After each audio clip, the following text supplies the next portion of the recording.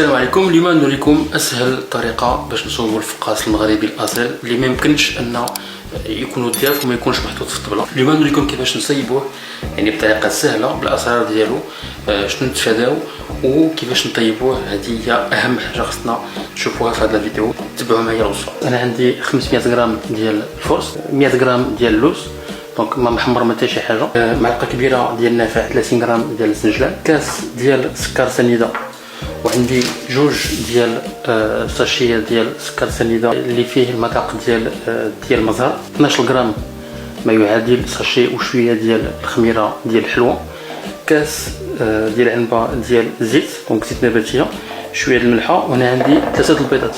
اول حاجه انا كنضيف البيض ديالي مع سكر سنيده، راه المقادير كاينه في صندوق الوصف. كنضيف هنا معها كاس ديال الزيت،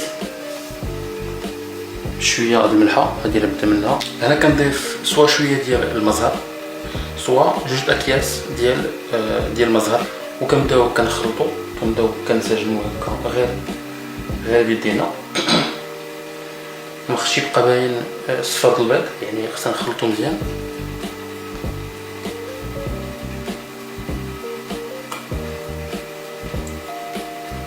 هنا فاش كنخلطو مزيان يعني ما بقاش الزيت معزول، ما بقاش صفر البيض، ما بقاش.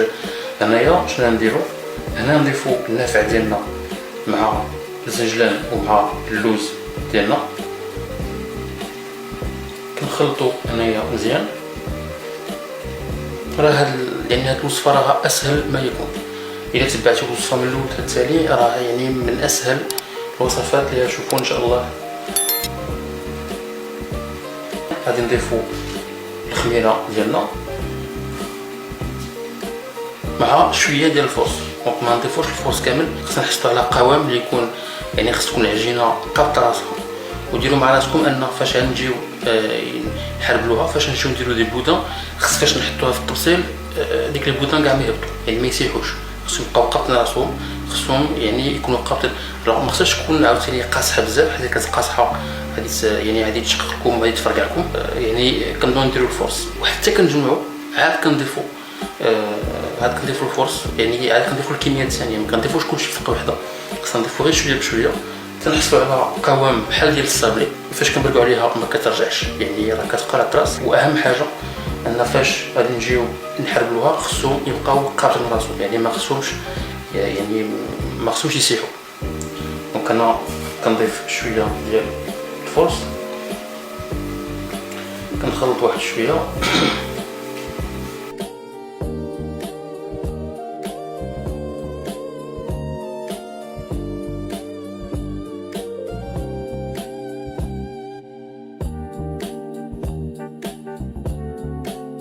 دونك القوام اللي خصو يكون ديال العجينه راه هي هذه كما كتشوفوا، راه يعني ما كتلصقش كاع في اليدين، فاش كنبرك راه كتبقى على الراس. هنا انا نقسمها على جوج، دونك عطاتني كيلو و10 غرام، دونك هي 505 غرام. انا غادي نقسمها على جوج وغادي نجي نحربل. دونك الكريل الاولى، دونك انا كندير واحد شويه ديال الفرص، ماشي بزاف، كندير بزاف ديال الفرص باش ما تنشلكمش في الباط ديالكم. انا كنبرك عليها واحد شويه، هذه مهمه غير باش الا كان شي فراغ مقلب ديك الباط راه يعني راه كيمشي. تبارك. هنا كنبدا كنحربل غير بشويه، كتشوفوا نتوما على حسب واش بغيتيو فقاس كبير ولا واش بغيتيو فقاس صغير، كتحربلوا بحال الطريقه هذه. الا كانت شي لوزه يعني الا كانت غير كتبان ماشي مشكل، الا كانت خارجه انا كنبركوا عليها بحال هكا، كنحاولوا نقادو ديك الجهه، راه يعني اسهل حاجه. وصافي هنا كنحطوه في البابي كريسيون ديالنا وكنديروا الثانيه. دونك نفس الشيء، هنا ما نديرش كاع الفرص دابا حيت راه درتو يعني من قبل.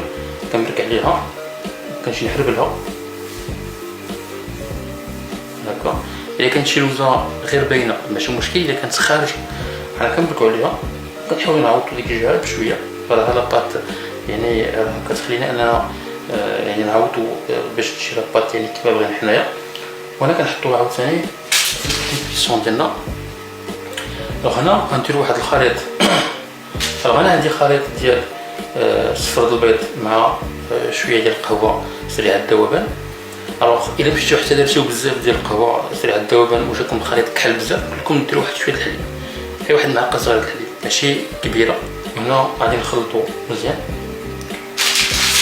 وغادي نجيو ندهنوه على الفقاس ديالنا. كنحاولوا نمشيو لجميع الجوانب.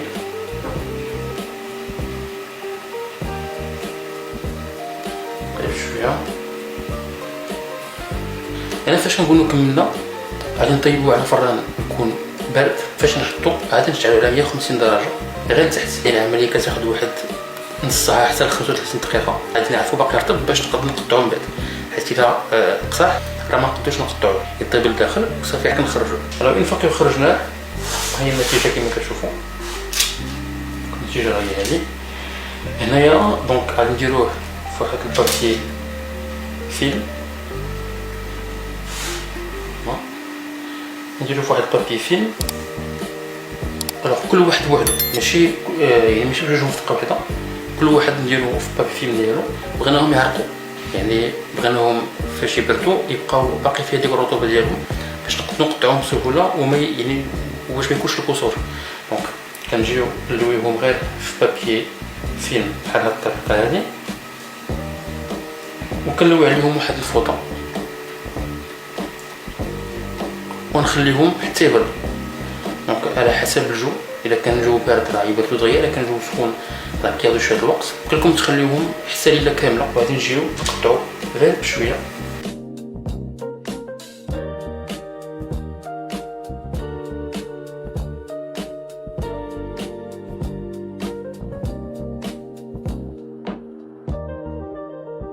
هنا غادي نحمروهم نتوما كتشوفوا على حسب على حسب الفران ديالكم. حنا غير نحمروهم، يعني ما عادش نطيبوهم ولا نطيبوا شي حاجه، بغينا غير نحمروهم. دونك كنشعلوا الفران الفوق والتحت بطبيعه الحال عافيه متوسطه، وبغيناهم غير يتحمروا.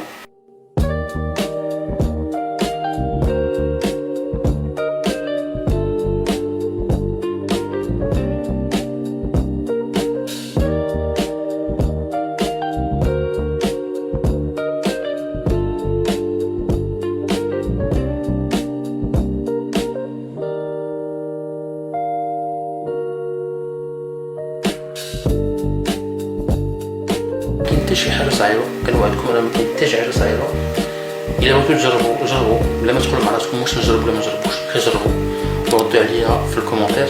كنتمنى لكم نهار سعيد ولا امسيه سعيده ولا ليله سعيده على حسب فوقاش كتشوفوا هذا الفيديو. هذه نتمنى ان يكون هذا الفيديو عجبكم. ما تبخلوش عليا بجيم لايك، التعليق باش نعرفوا شنو بغيتو نصوبوا ان شاء الله في الوصفه الجايه، والاشتراك باش يوصلكم الفيديوهات كاملين اللي غنخرج ان شاء الله في المستقبل. شكرا.